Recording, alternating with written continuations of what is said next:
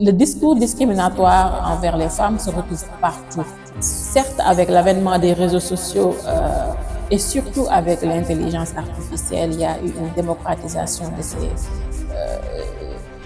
de la parole et de cette liberté d'expression-là. Mais ce discours se retrouve dans toutes les plateformes. Bonjour, je suis Diana Bachomban, je suis journaliste à Africa Check, la première organisation africaine qui s'intéresse à l'intégrité de l'information à travers la lutte contre la désinformation et la mésinformation. Sur la base purement factuelle, si on sait que la désinformation, c'est le fait de publier une fausse information dans le but de nuire, on pourrait dire que c'est le fait de publier une fausse information qui vise les femmes. Pas seulement parce qu'on sait que le genre, ça ne concerne pas seulement les femmes. Mais si on se base sur cette définition-là, pour être factuel, on va dire que c'est plus un prolongement du discours misogyne, discriminatoire, sexiste et stéréotypé qui vise les femmes. Grosso modo, on peut dire que c'est juste un prolongement de ce type de discours-là. Le discours discriminatoire visant les femmes, c'est ce type de discours-là qui a été à l'origine des organisations féminines un peu partout dans le monde depuis les années 1700-1800. Donc ce type de discours-là, c'est comme quoi les femmes elles ne sont pas assez compétentes parce qu'elles sont femmes, qu'elles sont trop émotives, trop polies, qu'elles ne peuvent pas prétendre à certains postes de responsabilité.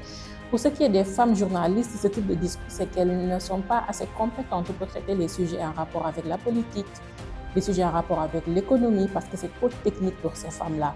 Donc, elles sont plus reléguées dans le traitement des sujets en rapport avec la santé, la jeunesse, des sujets de moindre, je ne vais pas dire de moindre importance, parce que c'est assez important ces sujets-là, mais c'est comme si c'est parce qu'elles sont femmes, elles sont plus à l'aise de traiter les sujets avec la santé que de traiter des sujets avec l'économie et la politique. Ce sont les mêmes contenus qui sont utilisés visant les hommes qui sont utilisés pour toucher les femmes.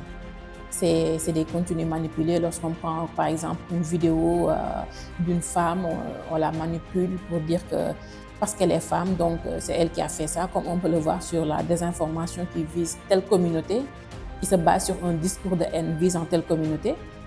Ce sont ces mêmes contenus-là. Ça peut être un contenu audio manipulé, des vidéos manipulées. Et cette désinformation-là, elle n'est pas seulement sur les réseaux sociaux. Elle se retrouve même dans d'autres sphères qui n'ont rien à voir avec les réseaux sociaux. Donc, comme je l'ai dit, c'est juste une sorte d'amplification.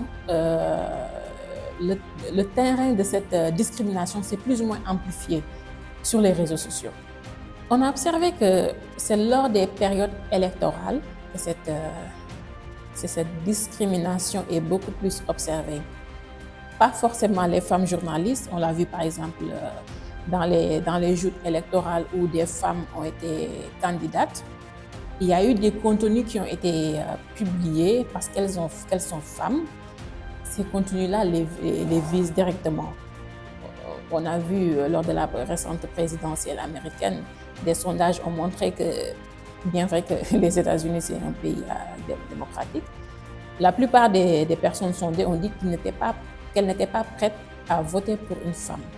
Mais les mêmes plateformes qui sont utilisées pour faire de la désinformation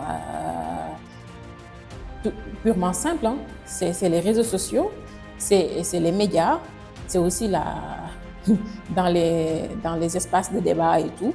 L'éducation aux médias est le meilleur moyen pour outiller les internautes à mieux comprendre comment gérer ce type de discours-là. Pourquoi je dis l'éducation aux médias?